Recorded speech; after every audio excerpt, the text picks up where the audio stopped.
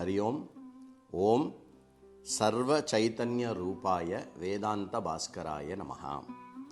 शुद्धमेव हि चैतन्यं नानोपाधि प्रभेदतः संज्ञान अज्ञान विज्ञान भाति वेदांत भास्करः।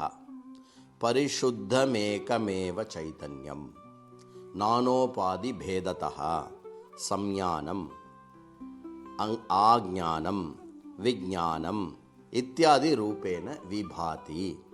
जनवरी मासे 22 दिनांके अस्मिन् दिनस्य विषयः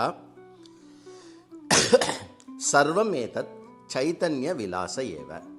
நாம் பார்ப்பது அனுபவிப்பது அனைத்துமே சைத்தன்யத்தினுடைய விலாசம். ஒரே சைத்தன்யம்தான் அனைத்துமாய் இருக்கிறது. சம்ஞானம் ஆஞானம் விஞ்ஞானம் பிரஜானம் மேதா திருஷ்டிஹி திருதிஹி மதிஹி மனீஷா ஜூதிஹி ஸ்மிருதிஹி சங்கல்பஹ க்ரதுஹு அசுஹு காமோ வஷ இதி சர்வான் ஏவைதானி பிரஜானஸ்ய நாமதேயானி பவந்தி. ஐதரேய உபனிஷத் 3:1 மந்திரம். இந்த மந்திரம் என்ன சொல்கிறது அப்படின்னா, ஓர் சைத்தன்யமே தான் பல பல விஷயங்களாக தோன்றுகிறது. நமக்கு விதவிதமாக வேற்றுமை கொண்டதாக என்னெல்லாம் நமக்கு அனுபவமாக மனதில் விருத்தி ரூபத்தில் தோன்றுகிறதோ அவைகள் எல்லாமே ஒரே சைத்தன்யத்தினுடைய வேற்று விகாரமே. ஆத்ம சைத்தன்யம் ஏகம் ஏவ. தஸ்மின் கஷ்சிதபி பேதோ நாஸ்தி. ஏகா ஏவ சித் அந்தக்கரணோபாதி பேதேன பின்னா விபின்ன சைத்தன்ய ரூபேன அவபாசத்தே. ஆத்ம சைத்தன்யம் என்பது ஒரே ஓர் வஸ்துதான். அது ஒன்றுதான் இருக்கிறது. அதில் கொஞ்சம் கூட பேதமோ பிளவோ கிடையாது. எந்த விதமான பேதமும் கிடையாது. ஆனால் பலவிதமான அந்தக்கரணங்கள், அந்தக்கரணத்தில் இருக்கக்கூடிய விருத்திகள், அதனால் சைத்தன்யம் பிளவுபட்டதை போல் தோன்றுகிறது. தத்யதா சுத்த சைத்தன்ய ரூபேன, எந்த விதமான நாமரூபமும் இல்லாமல் எந்த விதமான குணாதிசயங்களையும் பொருத்தாமல் பார்க்கும்போது அந்த சுத்த சைத்தன்யத்துக்கு சம்ஞானம் என்ற பெயரிடுகிறது உபனிஷத். மேலும் ஆக்ஞான சைத்தன்ய ரூபேன, எல்லா ஞானத்தையும் கொண்ட ஒரு விஷயமாக இருப்பதற்கு ஆக்ஞானம் என்ற பெயர் கொடுக்கிறது. அப்புறம் என்ன, விவேக விசேஷ சைத்தன்ய ரூபேன விஞ்ஞானம், நம்மால் பகுத்தாராய்கின்ற அறிவு இருக்கு இல்லையா, அந்த பகுத்தாராய்கின்ற அந்த அறிவு அதுவுமே சைத்தன்யம். அந்த சைத்தன்யத்திற்கு பெயரிடப்படுகிறது விஞ்ஞானம் என்று. பிரகிருஷ்ட பிரசாந்த சைத்தன்ய ரூபேன பிரஜானம். பிரகிருஷ்ட அப்படின்னா உயர்ந்த, பிரசாந்த சைத்தன்ய ரூபேன எந்த விதமானதும் இல்லாமல் சாந்தமாக நிச்சலமாக இருக்கக்கூடியது பிரஜானம் என்று சொல்லப்படுகிறது.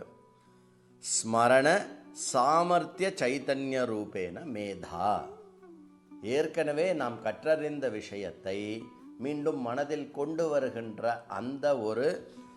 அந்த ஒரு வெளிப்பாடு, அந்த ஒரு தோற்றத்தை, அந்த ஒரு தோற்றமும் சைத்தன்யமே. அந்த சைத்தன்யத்துக்கு மேதா ஆர் மேதா சக்தி என்று பெயர். இந்திரியத்வாரா விஷயக்கிரகண சைத்தன்ய ரூபேன திருஷ்டிஹி, இந்திரியங்களினால் பார்த்து அனுபவிக்கப்படுகின்ற இந்த உலகம், ஐம்புலன்கள் என்ன விஷயங்களை நமக்கு அனுபவித்து தருகிறதோ அந்த எல்லா அனுபவங்களுமே சைத்தன்யமே தான். அதற்கு பேர் திருஷ்டிஹி.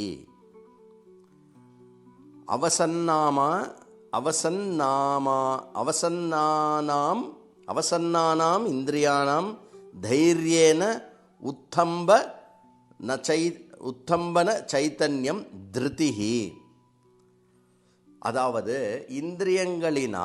இந்திரியங்களினால் பார்க்கக்கூடிய விஷயங்கள், இந்திரியங்களுக்கு சன்னிகர்ஷணமாக இருக்கக்கூடிய விஷயங்கள், அதன் மூலமாக தைரியமாக உறுதியாக இருக்கக்கூடிய அந்த உறுதித்தன்மை, அந்த உறுதித்தன்மைக்கு திருதிஹி, அந்த சைத்தன்யத்துக்கு திருதிஹி என்று பெயர்.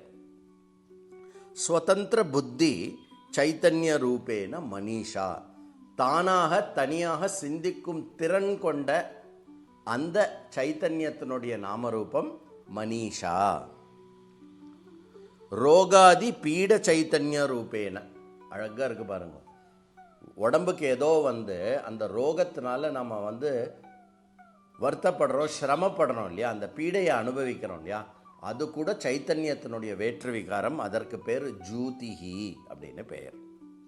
இவ்வாறு ஏவமேவ ஏகமேவ சைத்தன்யம் ஸ்மிருதிஹி, இதே இப்போ முன்பு சொன்னதை போல் ஒரே சைத்தன்யத்துக்கு அது எவ்வாறு எந்த விஷயத்தில் எந்த விதமான சிந்தனையாக தோன்றுகிறதோ அதை பொறுத்து அதை ஸ்மிருதி எனும், சங்கல்பம் எனும், கிரது எனும், பிராணன் எனும், காமம் எனும், வசம் செய்கிறது எனும், இந்த மாதிரியான ரூபங்கள் இருக்கிறது. இவ்வாறு என்ன இருந்தாலும் அது அனைத்துமே சைத்தன்யமேதான் என்று அறிய வேண்டும். அதனால் இந்த ஸ்ருதி வாக்கியம் என்ன சொல்கிறது, எல்லாமே ஓர் பிரகிருஷ்ட சாந்த ரூபமாக இருக்கக்கூடிய பிரஜானம் என்கின்ற ஆத்ம சைத்தன்யமாகிய நான், என்னுடைய வேற்று விகாரமே தான் அனைத்து அனுபவங்களும் அனைத்து சிந்தனையும்.